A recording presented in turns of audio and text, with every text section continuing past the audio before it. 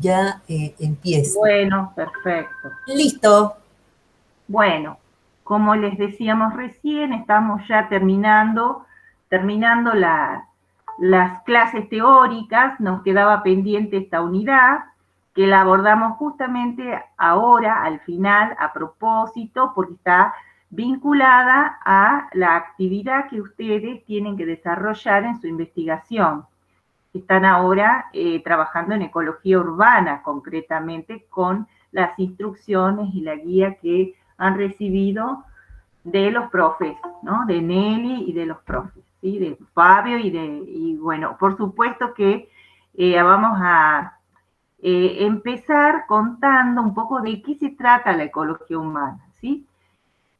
Vamos también a abordar qué es la explotación y la conservación de la naturaleza en este contexto, los valores naturales, no productivos, el desarrollo y ambiente, conceptos. Eh, Rápidamente vamos a charlar sobre contaminación, los análisis ecosistémicos y vamos a terminar con la charla de la profe Nelly sobre impacto ambiental.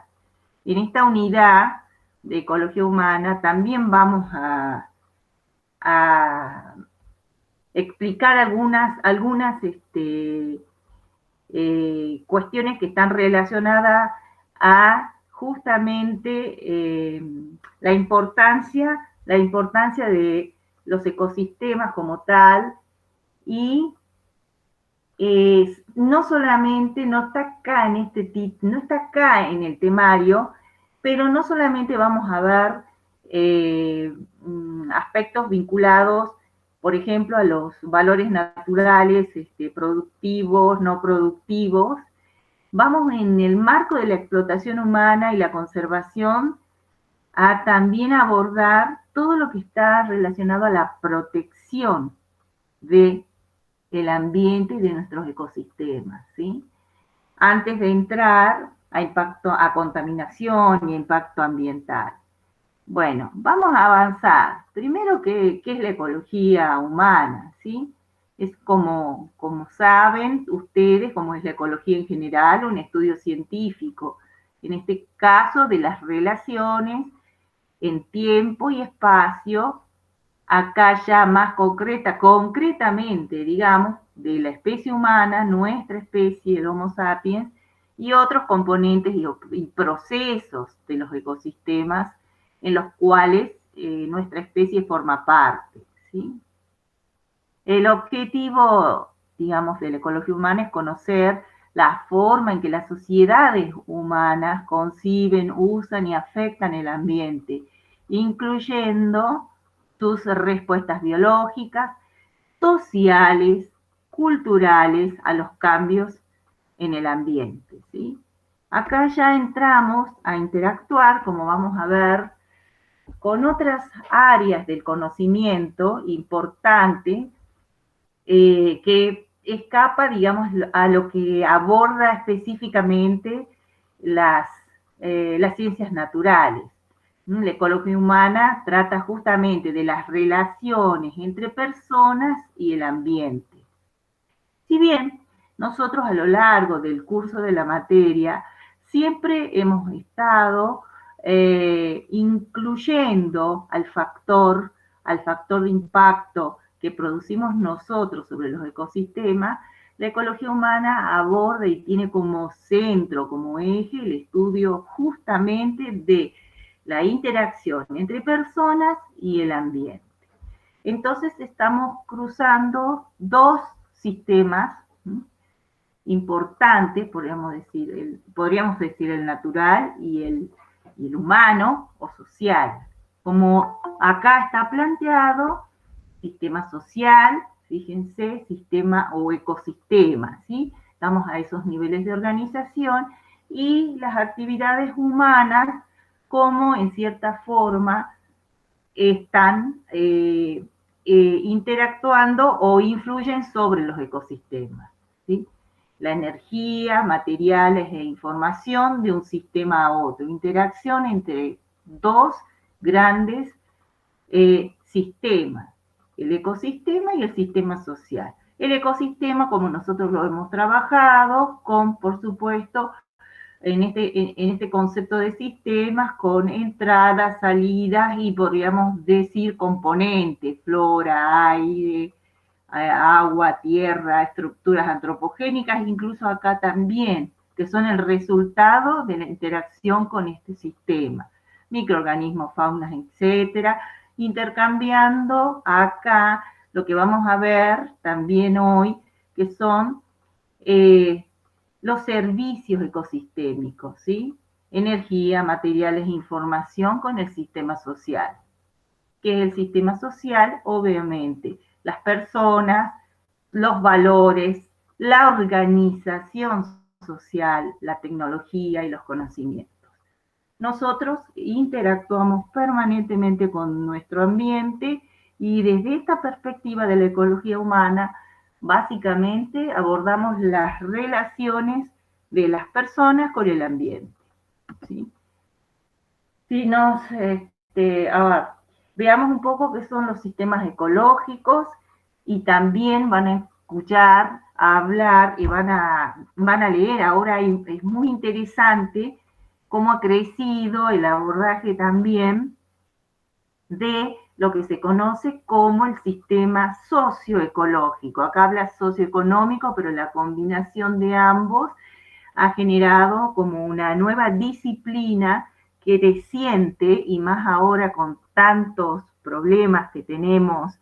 Como ustedes saben, estamos en una época muy particular en la cual nuestra presencia sobre el planeta ha generado cambios importantes y se discute a todo nivel cómo las sociedades humanas, por supuesto, están condicionando el futuro de nuestro planeta, desde las distintas perspectivas que ustedes ya saben en cuanto a los niveles incluso de organización que tiene la ecología, ¿sí? Cómo afectan nuestras diversas actividades ahí. Los sistemas ecológicos contienen y ofrecen los recursos que con diversos fines satisfacen las necesidades del sistema social, recursos indispensables para la vida, tanto recursos renovables como no renovables.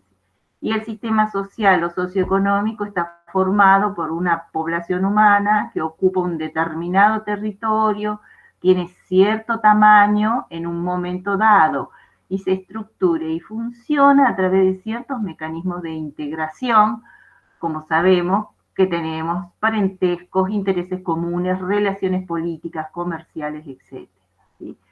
Bueno, el ambiente acá está funcionando como la interacción entre el sistema ecológico y el sistema social que habíamos también observado recién en el esquema anterior. ¿Cuándo empiezan nuestras relaciones? Estas relaciones que se van complejizando con nuestro ambiente, con nuestro entorno. Empieza desde, por supuesto, las primeras sociedades cazadoras, recolectoras, nómades, hasta la actualidad y a la complejidad de nuestra estructura social, socioeconómica, socioambiental. Obviamente que los primeros hombres, los primeros habitantes del planeta, ustedes saben que la mayor parte de nuestra especie tuvo origen, incluso hemos coexistido con otras especies en África durante mucho tiempo, hasta que se han dado los procesos migratorios desde el África hacia las distintas partes del planeta. Es muy interesante y largo de abordar todo lo que implica nuestros primeros pasos por el planeta, nuestra especie como colonizadora, como ganadora en la competencia y colonizadora, inmigrante, y cómo nosotros, a medida que nos fuimos organizando, fuimos copando los distintos nichos, por decir así, ambientales del planeta. Incluso tenemos adaptaciones, como todos bien sabemos, en respuesta a los lugares a donde nosotros hemos avanzado y durante mucho tiempo habitado. Tanto hablemos desde los sectores tropicales, ecuatoriales a los polares. Sabemos que hay sectores que no habitamos todavía, pero hemos podido modificar nuestro entorno, de ahí esta interacción tan compleja que tenemos nosotros como especie con el ambiente, ¿sí? En ese proceso de recibir todo lo que el ambiente nos brinda para poder existir, para poder sobrevivir. No voy a hablar de todos los periodos históricos, desde que aparece el hombre hasta que tenemos historia. La historia la tenemos cuando aparece la escritura, aparecen los registros escritos, etcétera, donde vamos documentando todo, incluso nuestro paso sobre y nuestro avance sobre el planeta en distintos momentos, ¿sí? Voy a mencionar directamente algunos puntos y algunos momentos importantes. Momentos importantes cuando pasamos de cazadores recolectores a agricultores, a sedentarios. Pasamos de nómades caminantes a sedentarios, a agricultores. Se conforman las primeras sociedades, se conforman las primeras urbes, las primeras ciudades, los pueblos, todo un proceso digamos, cultural que implicó el paso de cazadores, recolectores nómades, a sociedades sedentarias y a todo lo que implicó el inicio de las grandes urbes, de los pueblos y las ciudades. Y si seguimos avanzando en la historia, después de asentarnos y de empezar, digamos, a colonizar distintos ambientes, a relacionarnos de otra manera con la naturaleza, a partir del cultivo, a partir de la domesticación, digámoslo bien, pasamos también a distintos momentos que ustedes saben que han sido claves, revolucionarios, esos momentos revolucionarios de cambio en nuestra historia de vida en el planeta y de transformación. Por ejemplo, son tan decisivas como cambios de sistemas de organización, así de cazadores nómades a agricultores, varios otros, y menciono este que a ustedes les es muy familiar porque es el cambio, por ejemplo, del feudalismo al capitalismo. Otro momento histórico importante donde nosotros también con el cambio del sistema de organización social y económico, socioeconómico, digámoslo bien, producimos interacciones distintas con el ambiente. Nuestra relación con el ambiente va cambiando y depende también del lugar del planeta y de los grupos sociales y el momento histórico, ¿no? Bueno, ustedes saben que el feudalismo es un sistema de organización y el capitalismo pasa a ser otro. Entre el feudalismo y el capitalismo también hay transiciones, ¿sí? Hoy nosotros estamos básicamente gobernados por el capitalismo y por distintas actividades en las cuales podemos destacar lo que se conoce como el aprovechamiento del espacio o actividades primarias, que son las rurales, para que recordemos, porque todo esto que estamos haciendo es recordar un poco lo que hemos aprendido en geografía cultural, o en geografía en general, historia y geografía en la escuela. Y estas cosas supuestamente nosotros ya las hemos aprendido, pero como no las retomamos, y menos si estamos estudiando biología, por ahí pensamos que no vamos a necesitar ver esto más. Y sin embargo, sí, cuando vamos a ver la ecología y la relación, por ejemplo, del hombre con la naturaleza, necesariamente tenemos que ir a nuestra historia, ¿no? Y a las actividades que nosotros hacemos, a las actividades que nosotros generamos para, en cierta forma, alterar o aprovechar, digamos bien, y en el peor de los casos, alterar, modificar, destruir nuestro entorno. No es que siempre hemos sido tan destructores, hemos tenido momentos y etapas. Bueno, actividades primarias. ¿Cuáles son las actividades primarias? Nosotros tenemos distintos sectores en nuestra actual organización socioeconómica. Las actividades primarias son las que vienen del campo, de la minería, la agricultura, ¿sí? La ganadería, con sus distintas formas, la pesca y demás, ¿sí? Tenemos, por supuesto, si hablamos del agro y hablamos de la agronomía, nosotros ya sabemos que son los agroecosistemas, ¿sí? Como en cierta manera, este también. El agroecosistema es un ecosistema modificado por el hombre y sus actividades. En este caso, podemos tener distintos tipos de agroecosistemas, distintas actividades vinculadas a la forestación, ¿sí? Específicamente al manejo de pastizales o algún monocultivo como la caña de azúcar, el tabaco que ustedes conocen, policultivos que también conocen, ¿sí? Cultivos integrados y lo que se conoce también como agroindustrias. ¿Quién me puede mencionar una agroindustria, por ejemplo, que conozcan? Y creo que ya lo dijimos, ya lo pregunté a esto. ¿Qué agroindustria conocida ahí en Jujuy? Hablando un poco también de monocultivos y demás. Alguien que abra el micrófono porque no puedo ver los mensajes. Habíamos mencionado a Ledesma, Ledesma, profe. profe. Claro, ¿se acuerdan? Justamente es una agroindustria para que ustedes comparen. No es lo mismo una agroindustria como Ledesma, ¿no? Que lo que sería por ahí una producción a mediana o pequeña escala de un agroecosistema, ¿sí? Otro sector, digamos, mantengamos un poco la idea acá en este gráfico de un libro de la secundaria también, un libro de geografía de la secundaria, están mostrando estas áreas que estoy mencionando nada para América, para Latinoamérica básicamente.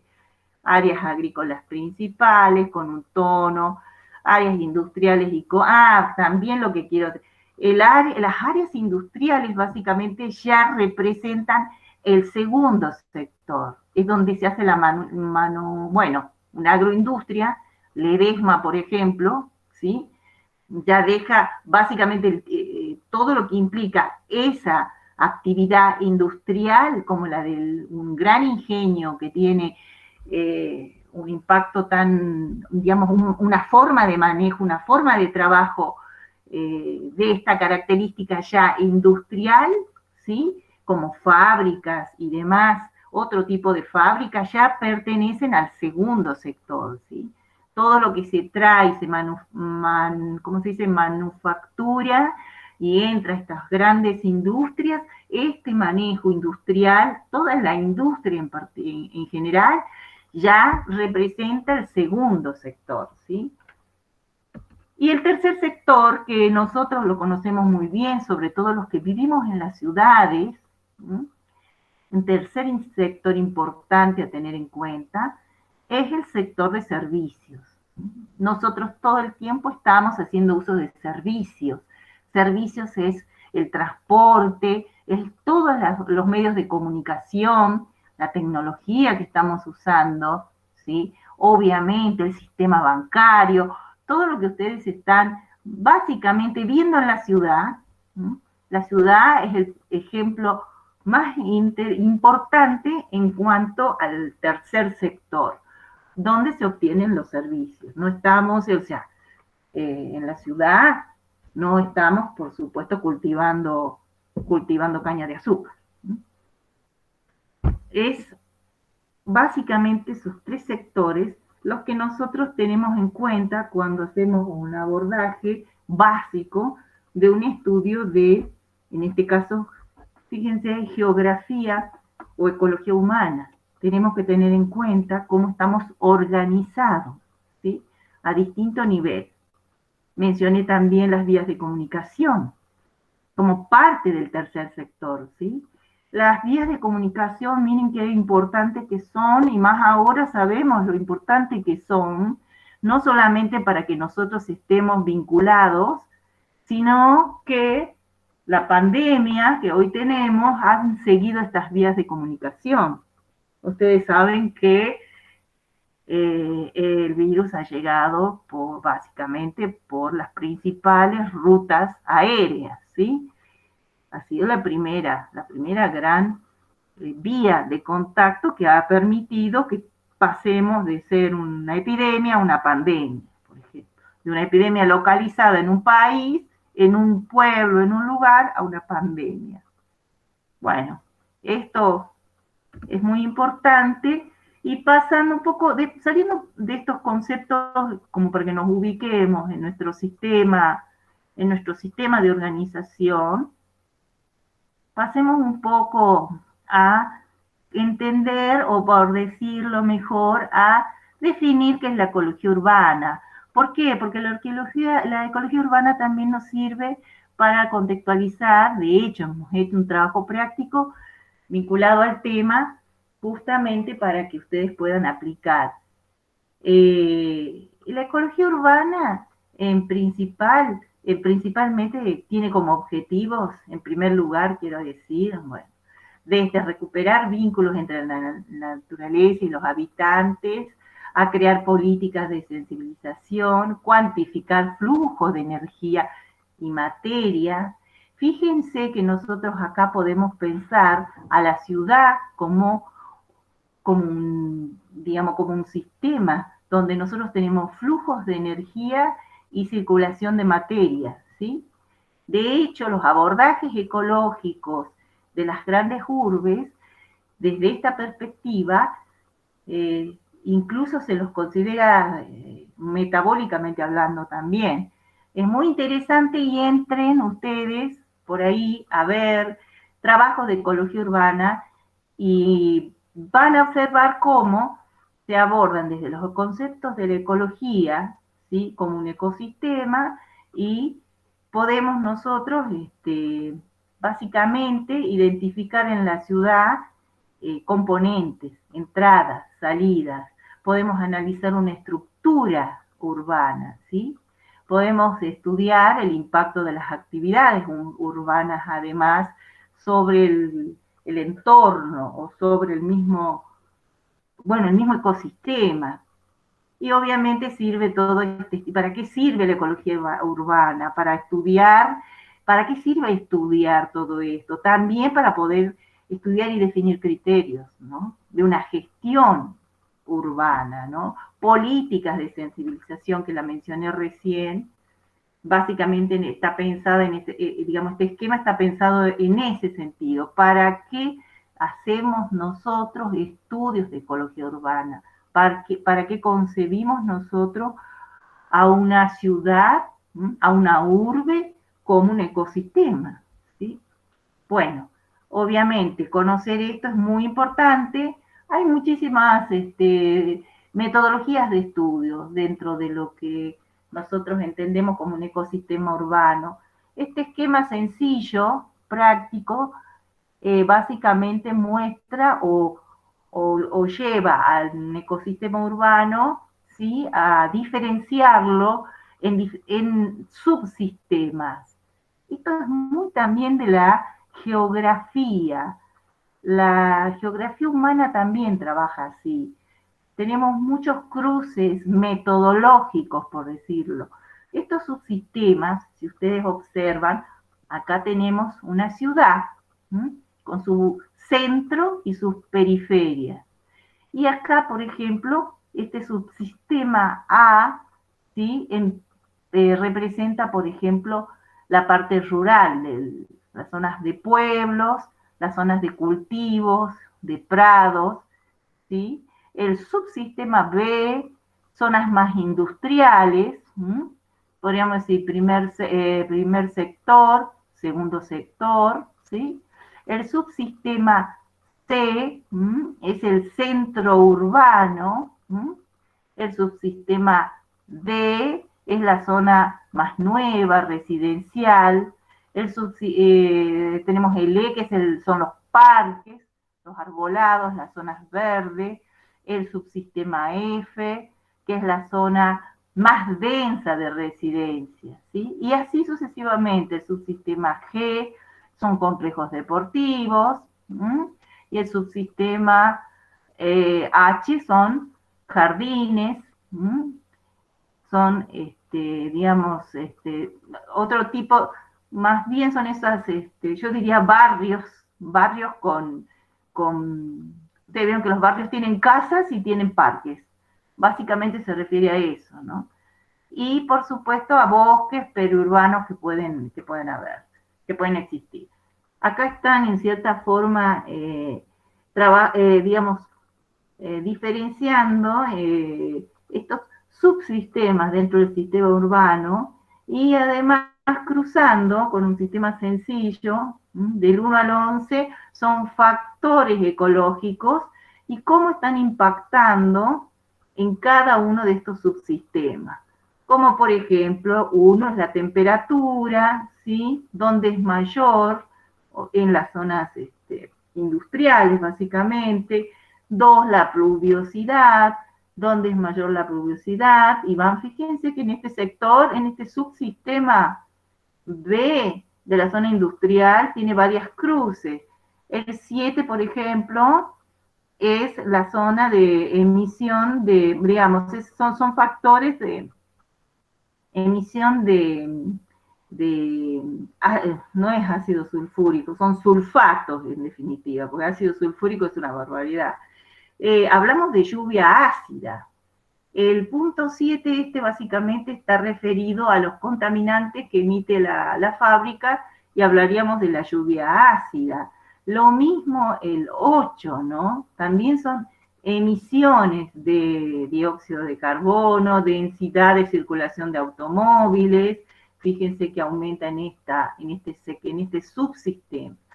Fíjense que este es un esquema que uno podría diseñar básicamente para tener una metodología de trabajo, en este caso cualitativa, para una urbe, ¿sí?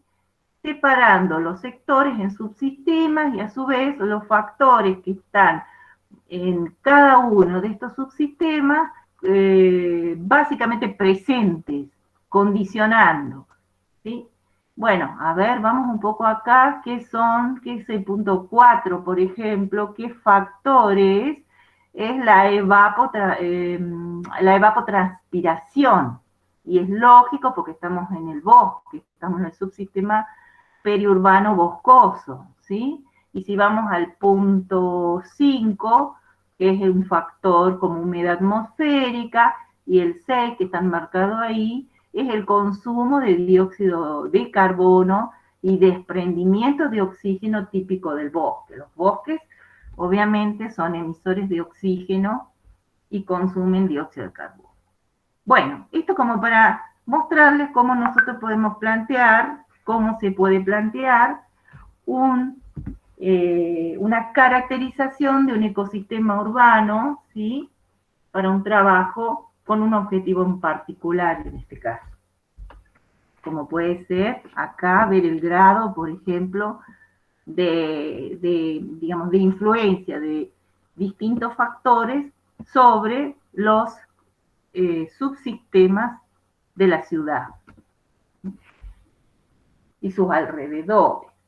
Hablando un poco de recursos que habíamos mencionado y de servicios, de los servicios que tenemos nosotros como gente, como personas, como especie, los servicios que podemos obtener de la naturaleza, que habíamos hecho ese cruce al principio, ¿recuerdan? Vamos a ver primero qué son los servicios del ecosistema o servicios ecosistemas, ¿sí? Que son recursos o procesos de los ecosistemas naturales, como bienes y servicios, que benefician a los seres humanos. Incluye productos como el agua potable, limpia obviamente, procesos tales como la descomposición de desechos, ¿sí? Y tenemos, fíjense, acá nosotros en este esquema, ¿qué son los recursos? Tenemos recursos naturales que pueden ser tanto renovables, podemos clasificarlos como no renovables. Obviamente que los recursos renovables, ¿sí? Son los que nosotros, algunos de ellos conocemos, ¿sí? Se suscriben por la ley natural, físicos y biológicos. Ustedes han visto cuando hemos trabajado los ciclos biogeoquímicos, han visto básicamente recursos naturales renovables, como el ciclo del agua, ¿sí? Lo han visto perfectamente. Han visto también otros ciclos naturales, el ciclo obviamente del nitrógeno, del fósforo, entre otros que implican del dióxido de carbono, del oxígeno, que son todos básicamente, podríamos circunscribirlos acá. Lógicamente que muchos de estos recursos que nosotros consideramos renovables, porque están en el marco de estos ciclos, por ejemplo, también pueden pasar de ser renovables a no renovables. ¿Cuáles son los no renovables? Los que se agotan, ¿sí? Y no los vamos a poder regenerar. Entre esos, por supuesto, los minerales, los combustibles fósiles, el petróleo, recuerden, que también lo vimos en uno de los ciclos. Hay algunos recursos que no son renovables y que tenemos que protegerlos especialmente. La crisis de los combustibles está vinculada, de los combustibles fósiles, a que es un recurso no renovable. Y como nosotros sabemos, recursos renovables pueden pasar a ser no renovables, como decíamos recién, si nosotros hacemos un mal manejo, ¿sí?, de estos sistemas, de estos recursos en el marco de nuestros ecosistemas.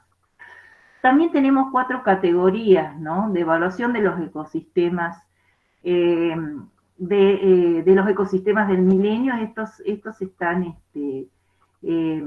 caracterizados por digamos, por las Naciones Unidas, ¿sí? Estas 4 categorías se organizaron como, por ejemplo, las categorías de aprovisionamiento, de regulación, de apoyos, y fíjense, el aprovisionamiento tal como cuáles, como la producción de agua y de alimentos, ¿sí? Esto en relación a lo que estamos mencionando. Regulación tal como el control del clima y las enfermedades, ¿sí? Apoyo tal como los ciclos de los nutrientes, la polinización de cultivos, y culturales tales como los beneficios espirituales y recreativos. Hay algo interesante también en el marco de estas 4 categorías, ¿sí?, que se plantean por las Naciones Unidas. Nosotros tenemos los culturales, ¿sí? Cuando hablamos de los culturales, nos estamos refiriendo a que todo lo que sea esparcimiento, todo lo que tenga que ver con respirar aire puro, también. Cuando hablamos de culturales, es muy interesante ver eso, porque nadie tiene en cuenta como que fuera un recurso importante, por ejemplo, todo lo que implica algo patrimonial, que se mezcla un concepto como natural y cultural. No obstante, en esta categorización ya están incluidos, porque se consideran que son beneficios espirituales y recreativos para las personas.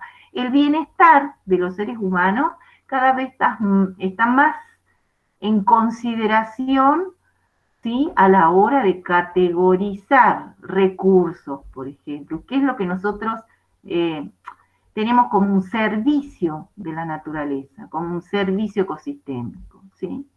Entonces, tener, por ejemplo, chicos, imagínense, los colores. Nadie lo puso nunca ni lo escribió. Los colores de la naturaleza, los verdes, los azules del cielo, sin contaminación. Todo eso hace al beneficios espirituales, recreativos, que hacen al bienestar, ¿sí? Bueno, hoy en día todo eso está en mucha consideración, que antes no, se hablaba, qué sé yo, renovables, no renovables. Renovables son los que están en un ciclo natural, no renovables son los que se agotan, y de eso se tratan los recursos naturales. Hoy no es así. Esto ha cambiado y sigue cambiando, ¿no? Por suerte, cada vez se ha ampliado más, y creo que esto tiene que ver con la interdisciplina, con el cruce de lo natural con lo social. Bueno, vamos a las cuestiones más de datos que tenemos en relación a nuestro planeta y a nuestra especie y al incremento, porque ustedes saben que nosotros como especie también vamos a tener en algún momento un aumento de densidad hasta una cierta capacidad de carga, que ya saben de qué se trata. Y es un incremento que si no regulamos, por supuesto que nos va a generar problemas. ¿Sí? Fíjense acá, nosotros básicamente en esta escala histórica que se ve abajo, ¿sí?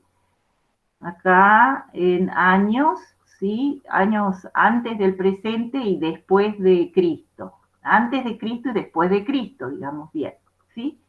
Y fíjense la cantidad de habitantes. ¿Cómo vamos nosotros duplicando, por ejemplo, en cifras de billones de personas? Duplicamos la población cada 40 años, ¿sí? Y es un número importante el que nosotros tenemos. Por ejemplo, acá, miren esto, cada hora nacen 9.000 personas y cada año 770.000. Y miren esto qué interesante, el 98% está en los países en desarrollo. Esto yo creo que es en países en vía de desarrollo como los nuestros y en países pobres, porque la realidad es esa también. Aunque la mortandad es grande en los países muy pobres, en los países no en vías de desarrollo, sino podríamos decir del tercer mundo.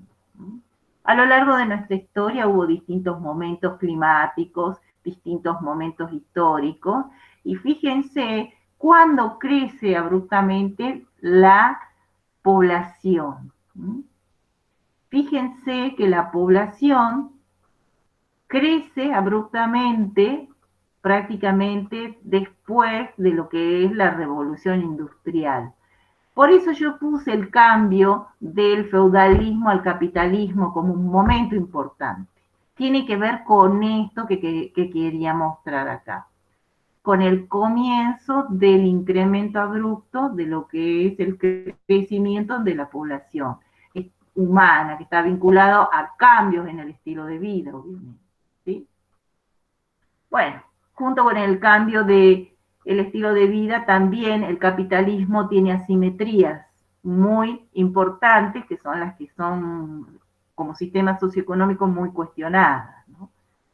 Bueno, se estima que bueno, hasta acá. Nosotros en este momento, lo que sí en este gráfico no se muestra, pero nosotros en este momento no tenemos un crecimiento tan importante como hemos tenido acá. Si bien la curva ha ido creciendo, ¿sí? Y tenemos aproximadamente, de 7.300 millones de habitantes y se cree que vamos a ir incrementando mucho más, la curva no está creciendo de una forma tan abrupta últimamente. No van a haber otras en las que van a haber una cierta estabilidad. Pero ¿qué implica cambios en la población global tan abruptos? ¿Sí? Y miren también acá, desde el 1800 que mencionábamos hasta el 2000, cómo tenemos el crecimiento poblacional en relación al aumento de las tierras de cultivo. Aumenta la población mundial en miles de millones, ¿y qué es lo que aumenta también?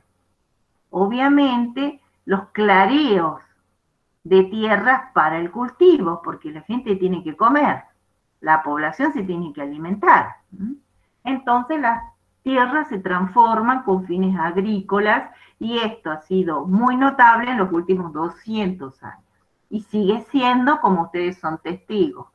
Son la generación de testigos de muchos cambios abruptos vinculados al crecimiento. El crecimiento de las poblaciones es interesante ver en datos demográficos de la geografía cómo se da, ¿no?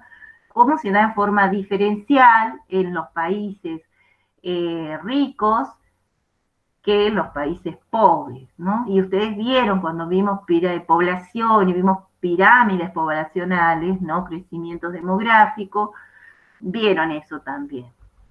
Bueno, vamos a otras tendencias de crecimiento de la población, según, por ejemplo, fíjense, el uso de los recursos per cápita durante los últimos 50 años.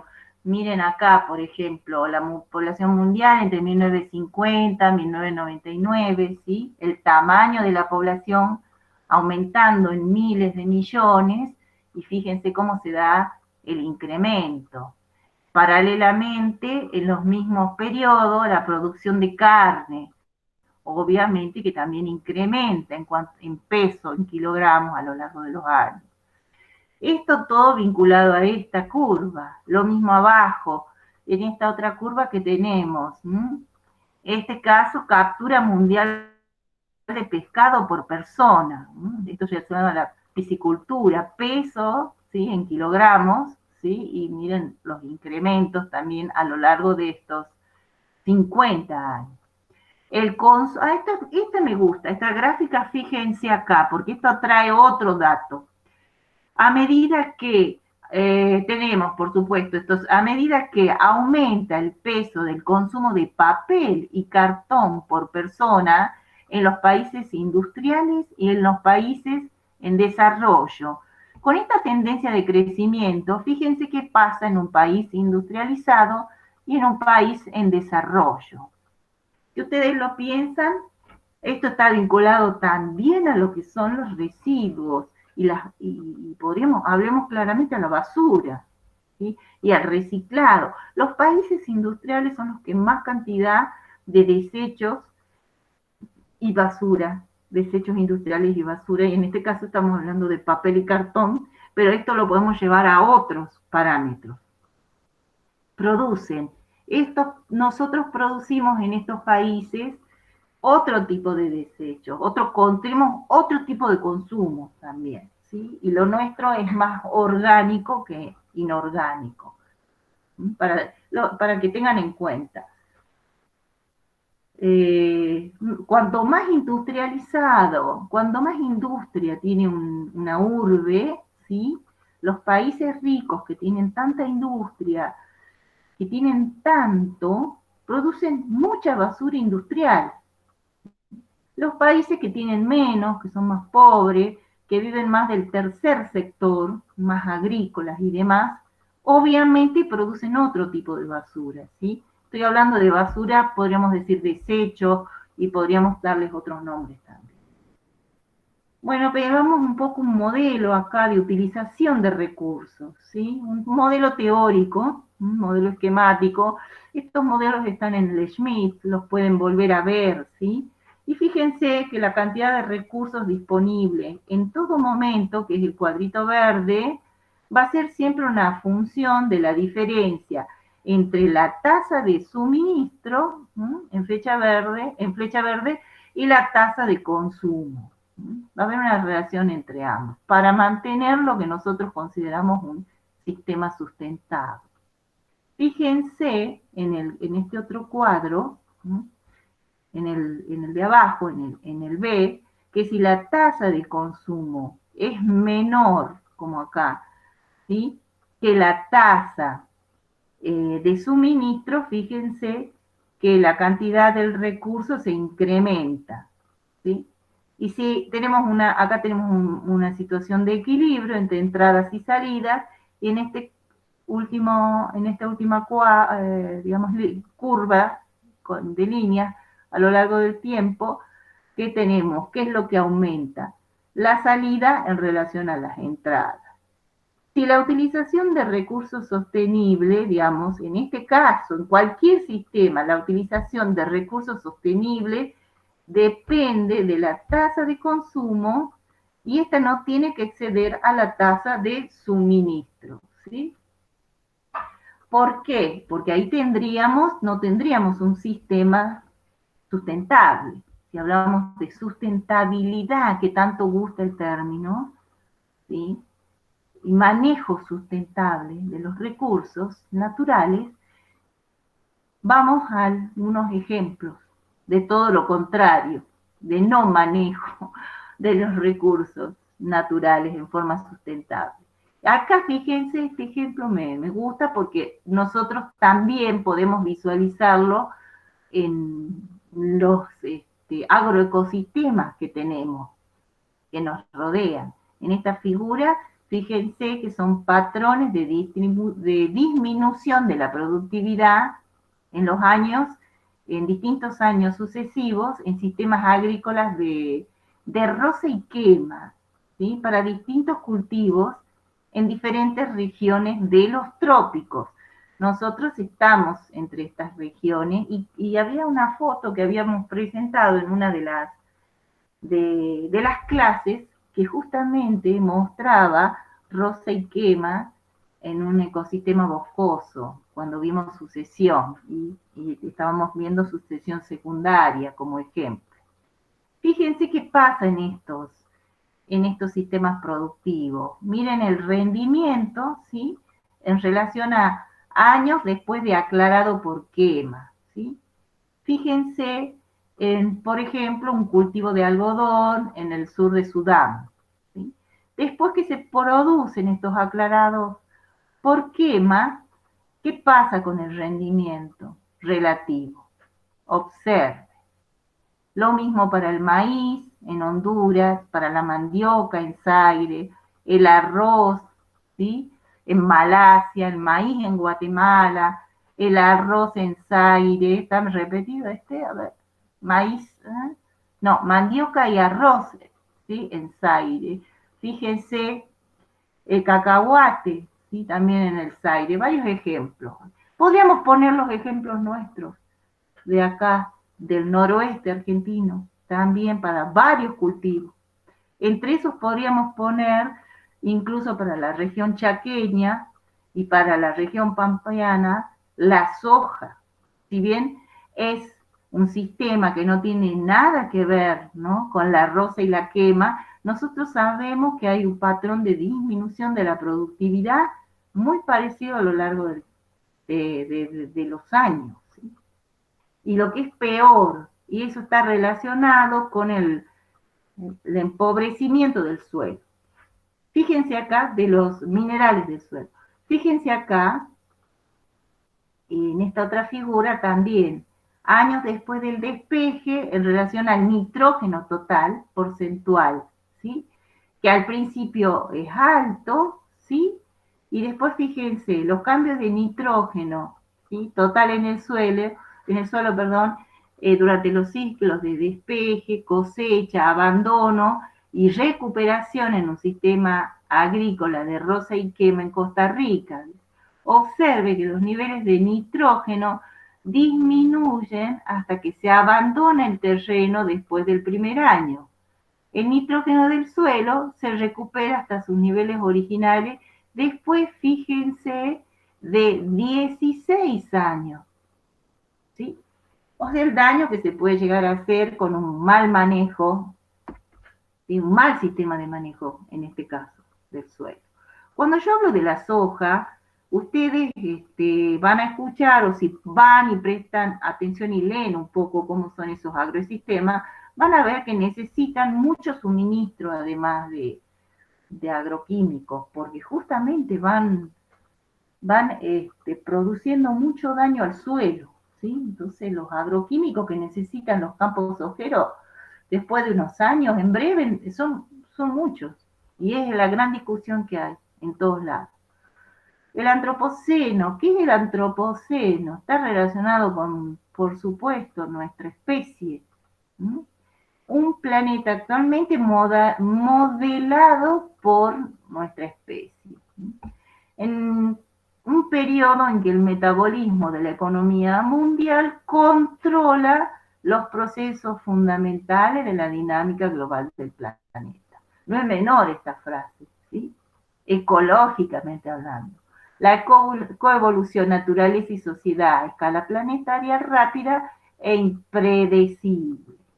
El antropoceno es un periodo que ya está instalado, lo discuten también, bueno, en geología claramente había ya está reconocido para los geólogos también, en sus convenciones, para las eras, periodos y demás, y claramente marcado desde que nosotros tenemos un impacto global, porque para poder considerarlo como un periodo, un momento en la escala del tiempo geológico, tenemos que tener evidencias globales, como hubo evidencias globales de determinadas extinciones masivas y cambios que han sido registrados a nivel global para poder asignar un momento, ¿no?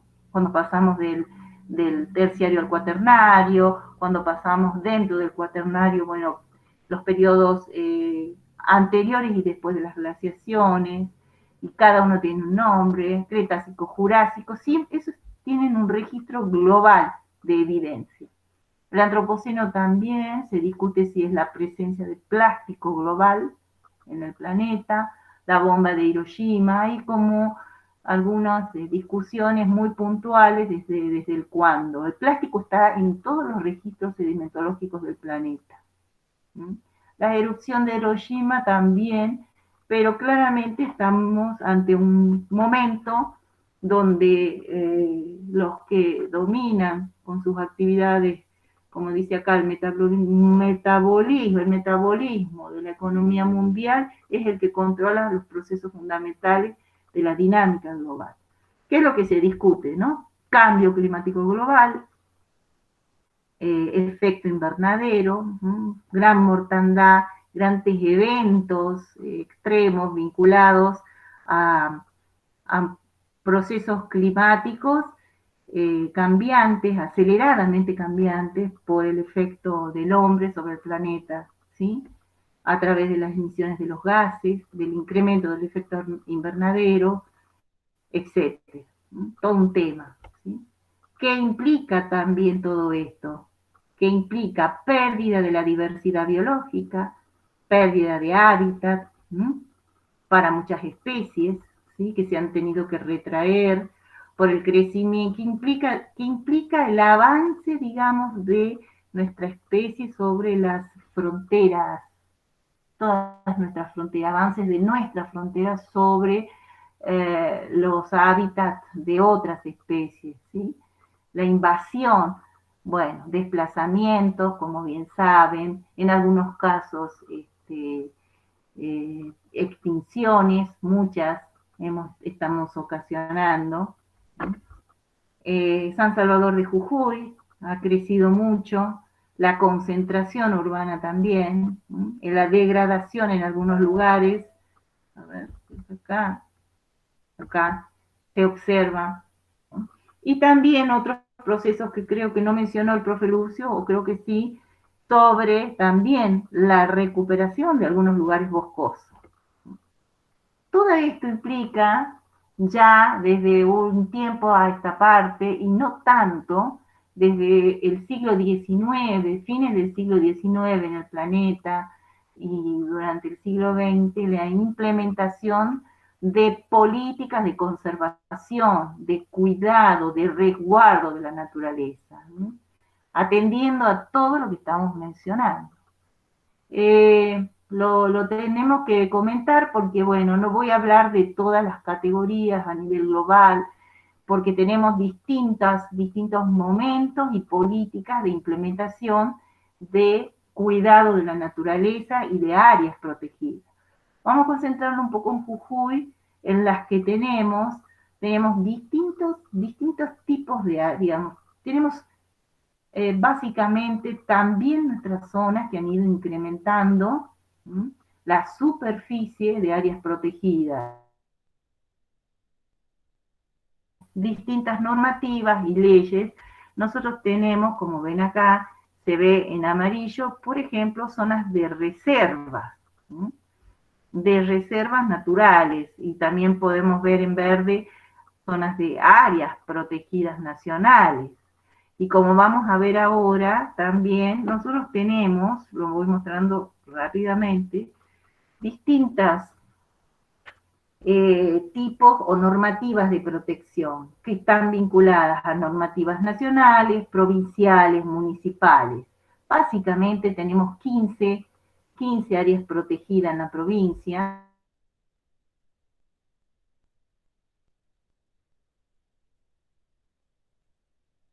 más aclarar que no están acá las áreas protegidas privadas.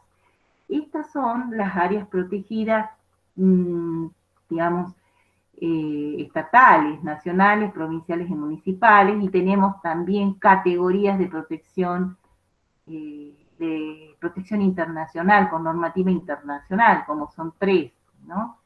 Fíjense que acá están más o menos puestas, están todas, sin, como dije, sin las zonas o las reservas, ¿no? o áreas protegidas.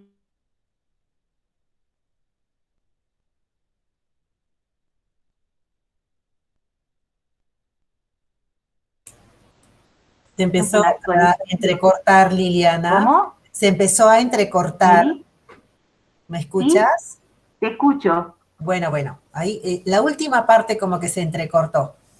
Bien. Entonces, lo que quiero decirles es que nosotros tenemos 15 áreas protegidas y básicamente en distintas categorías. En cuanto a la legislación, tenemos categorías nacionales, provinciales, municipales, y tenemos algunas áreas protegidas internacionales, como mencionó incluso la profe Nelly, cuando habló, en este caso creo que era de la Reserva Provincial Altoandina de la Chinchilla, lagunas de Vilama también, todos los que son los sitios, los humedales, donde están los humedales, ¿sí? Son sitios Ramsar, están, digamos, estos son categorías internacionales de áreas protegidas de la UNESCO, como la Reserva de la Biosfera de Pozuelos,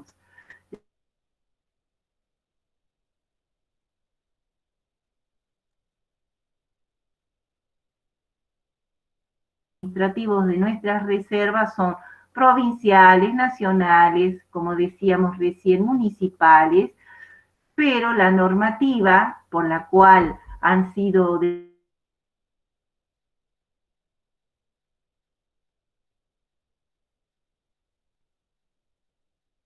la biosfera de la Yunga, ¿sí? Y después, me está, creo que falta. Profe, una pregunta. ¿Qué era RAM? Mundial de la Quebrada, ¿sí?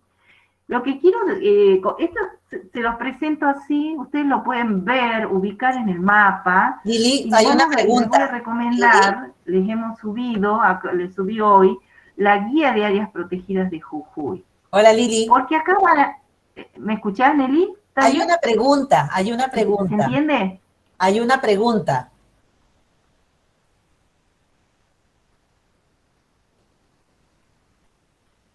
Hola.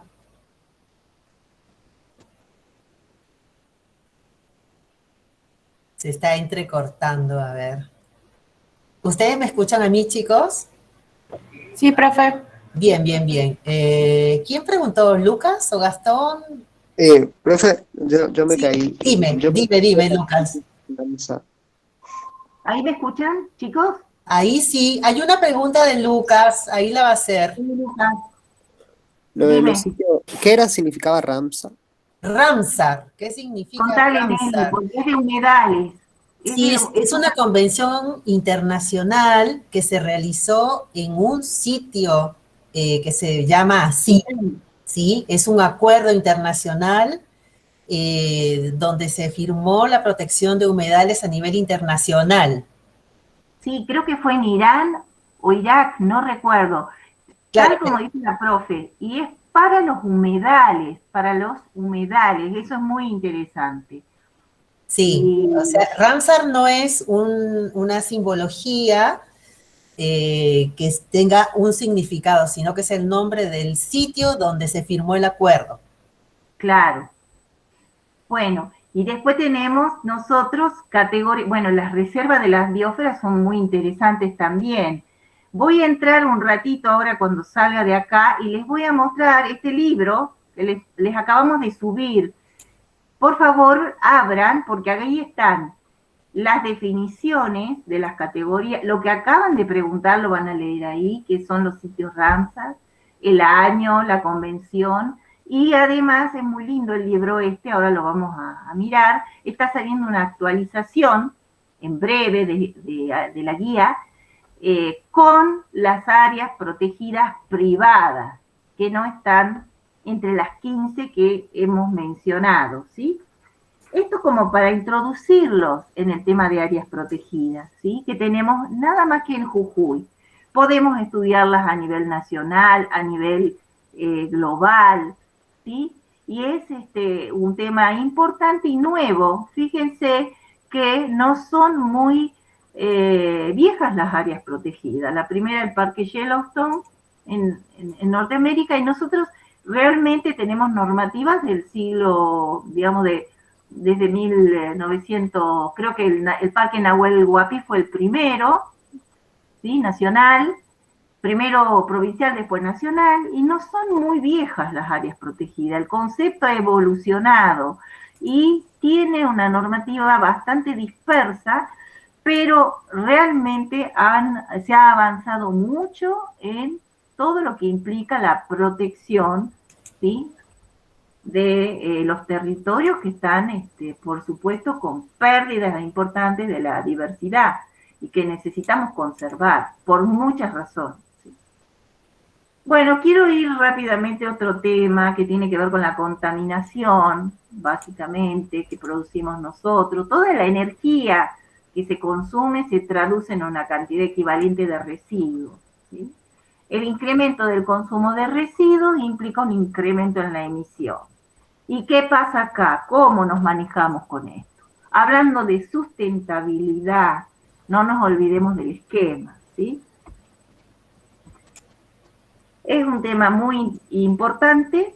Nosotros los hemos abordado anteriormente, digamos, entre algunos trabajos específicos, que después la profe también les puede contar, y tenemos documentado lo que hicieron los alumnos de anteriores cursadas, ¿sí?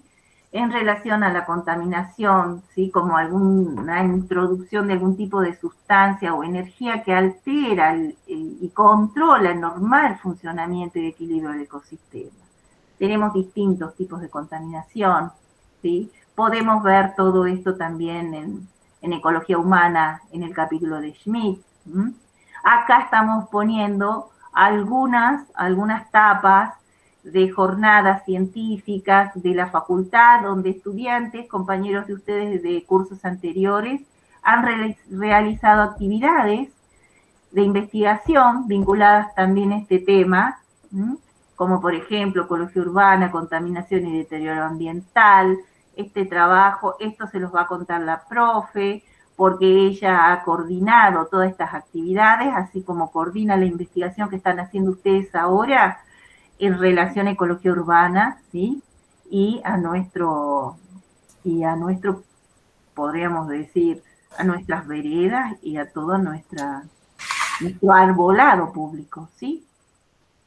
Y fíjense cómo también, bueno, muchos otros trabajos que hemos relacionado a contaminación, ¿sí? Desde residuos sólidos urbanos, se han hecho muchas cosas con distintos grupos, contaminación acústica, se ha repetido incluso en varios años este tipo de trabajitos de investigación por grupos, ¿sí? Efluentes líquidos que ingresan al cauce del Cibi-Cibi, etcétera, que han sido presentaciones y posteriores trabajos en jornadas, y en algunos casos publicaciones de pequeños artículos de ustedes.